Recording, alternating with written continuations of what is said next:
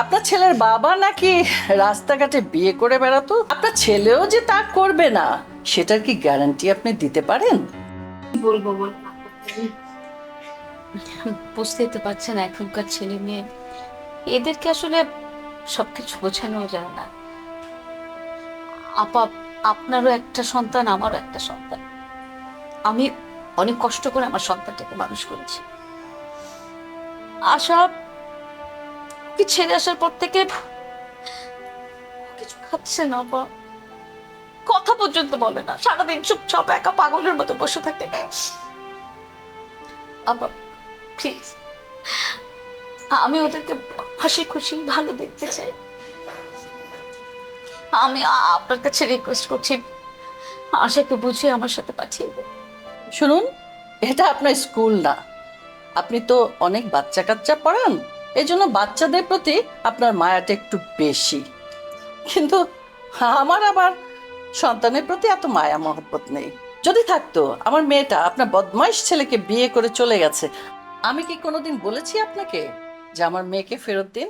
আমি তো এই বিয়েতে রাজিই ছিলাম না। আমার ছেলে বদমাইশ? You just mind your language. আপনি এইভাবে আমার সাথে কথা বলতে পারেন না। শুনুন, আমারও কোনো ইচ্ছে ছিল না আমার ছেলেকে আপনার এখানে বিয়ে দিতে। আমি যদি জানতাম এরকম একটা ফ্যামিলির মেয়েকে আমার ছেলে পছন্দ করছে, I am very sorry, I can't accept. আমি এই বিয়ে মানি না, মানবো না, ভবিষ্যতেও মানবো না। আমার মেয়ে ভুল করেছে, এখন সে তার ভুল বুঝতে পেরেছে। আর আমার মেয়েকে পালা এত সহজ না।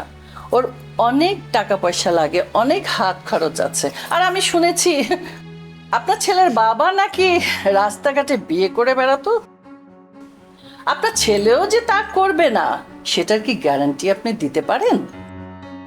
আপনারা 3 বেলা যে খাবারটা খান, সেই খাবারটা আমাদের টেবিলে ভরা থাকে। আমার মেয়ে এখান থেকে একটু মাছের মাথা খেলো, ওখান থেকে একটু পেটি খেলো, রানের এক টুকরা খেয়ে ফেলে দিল। এইরকম খাবার আমরা প্রত্যেক দিন এটু করি, ফেলে দেই।